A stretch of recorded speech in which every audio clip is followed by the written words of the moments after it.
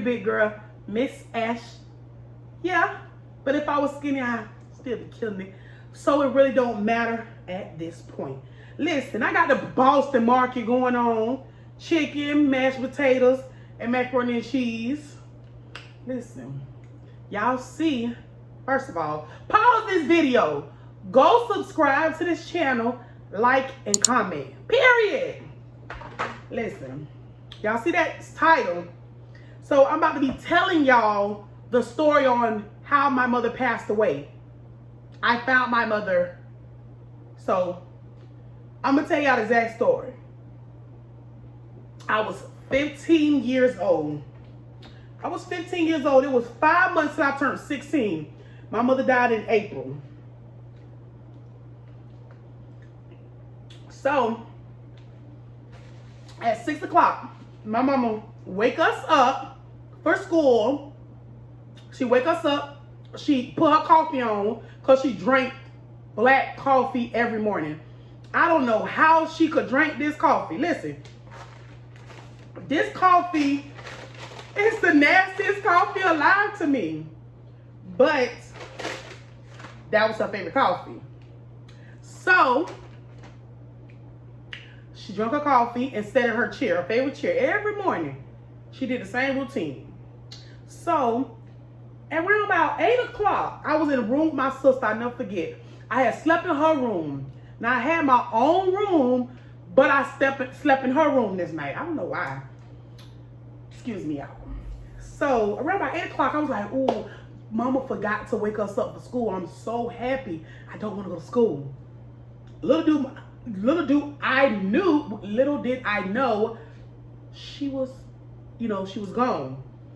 But around about 9 o'clock, I was like, let's go, go see what mama doing. Let me go check on her. I went to her room. I was like, mama sit in the bed. She always get up around the same time and do what she do. Why she sit in the bed? So I called her name. She did not answer. So I went to shake her and she moved. She was cold. So I went to go get my sister, my oldest sister. I went to go get her. And I was like, mama not moving, she cold. My sister instantly jumped up, ran in my mama's room, and we was trying to shake her and wake her up, but she was not waking up. So we called 911. They told us to take her off the bed. So I'm 15 years old. My sister was like, I think 18, I believe. We like 19, somewhere around that age. We young. So we had to drag her off the bed, put her on the floor where it was a flat surface, they said. And we had to perform mouth to mouth on my mother. And I never forget, she had stuff on the side of her mouth. I'm young. I don't know what nothing is. I barely, I don't know what that stuff is. I don't know what, why she cold. And I was pumping her chest. We was doing mouth to mouth. I'm tired tongue, y'all. Precipitation, whatever it goes. And she did not wake up. I called my grandmother. We told her that, come to the house because she did live like 5 minutes away. We stayed not too far from my grandmother. We told her to come like right away. Her child is, gone, So when my grandmother came, I would never forget this.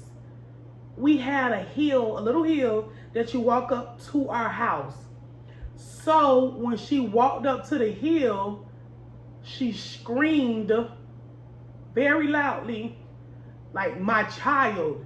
And like that, excuse me, that stuck with me till this day. That stick with me to this day because I don't know how it is to lose a child, someone that you raised, but I know how it is to lose a mother. So when she screamed like that, my heart just dropped. It like instantly dropped. I did not cry. I don't think I cried that day. I seen everybody crying because I'm a type of person, I don't like crying in front of people. But like my heart just was dead. I think I was in more shock than anything like I just lost my mother and my grandma screaming. So when the paramedics came, they, did CPR again, mouth-to-mouth resuscitation on my mother again. They found out, she was gone. My mother did have heart problems. She did have heart problems. And when they called the coroner to come pick up my mother, they took off all her clothes. She had on her nightgown, her night clothes, polka dot night clothes. And they took her. All my friends showed up, and my family. Everybody showed up. I was just like, still in disbelief that I just lost my mother at the age of 15 years old. I just felt like the only child that lost her mother. And sometimes I still feel like I'm the only person who don't have a mother. So it is hard to me to this day. It's still so hard for me. I feel like I'm dying sometimes on the inside because I am a motherless child. Even though I'm grown, I still want to laugh with my mother, kiki with my mother, have my mama aggravate me. So when people say they can't stand their mother beating their business so much, listen, when that casket closed, they ain't coming back, and that's period. Your mother's not coming back when that casket closed. So we did have a mother funeral. I was out of school for like a month. So when I went back to school, I'll never forget, I was so embarrassed. I was so embarrassed. I went, we was reading a book. The whole class was reading the same book. We was reading different paragraphs. So when it got to my turn, the book was about a young girl who lost her mother and that was grieving. I don't know if they meant to. I didn't know if they meant to read this. Let's read this book or what. Listen, everybody turned around and looked at me. You know how embarrassed I was because I just wanted to die that day. My heart dropped. I wanted to scream. I wanted to yell. But I couldn't. So, when I make decisions now, I make them because I have nobody if I mess up. So I try not to make decisions that's going to affect me. Not only me, affect my daughter because I have a daughter now. So whatever I do it for me and her. I live for her. So if you do got a mother, love your mother. Even if she's so aggravating.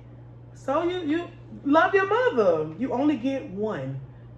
But they say you only get one, but I actually got two. Because when my mother passed away, my grandmother became my mother. So I felt like when my grandmother passed recently, not too recently, but 2 years ago,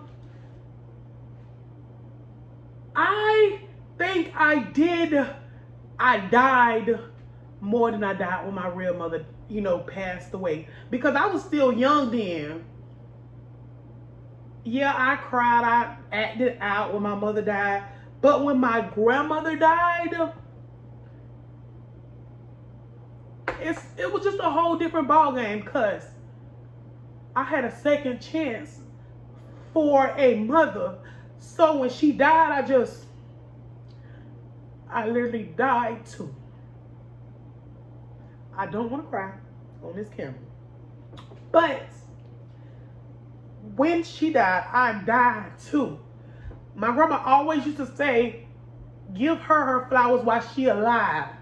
And that's why I used to buy her so many flowers. I used to buy her flowers when she happy, when she sad.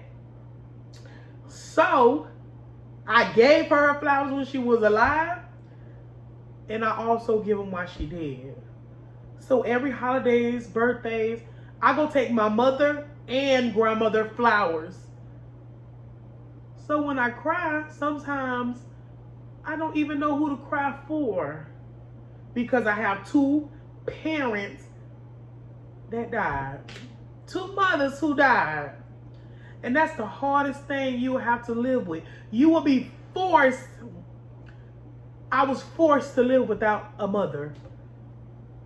And when God gave me a second chance for a second mother, now I'm left to not live with my second mother, my grandma.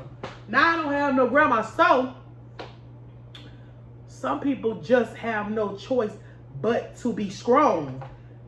We don't have no choice. We don't have no mother.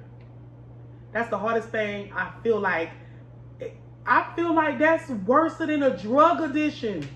A drug addiction. I feel like that is worse. I feel like because in the inside of you, you're dying. I am dying without seeing my mother and my grandmother, but I always smile. And I always, listen, all the things I've been through in my life, I just feel like they watching me. I feel like they protected me because I be okay. I feel like I be going through some of the stuff in life, but everybody go through stuff in life. But I feel like they protect me, period. Because I always get over that hump and I go up the hill. So, if you have a mother that's alive, love your mother. You only get one. Sometimes in life you get two. Like me. Make sure you subscribe to this channel. But my mother did pass away of heart failure. Heart failure. So if you want another story time on how my grandmother passed, I will tell y'all how my grandmother passed. But that is a little more intense for me, how my grandmother passed. But I love y'all. Make sure y'all subscribe to this channel. Bye.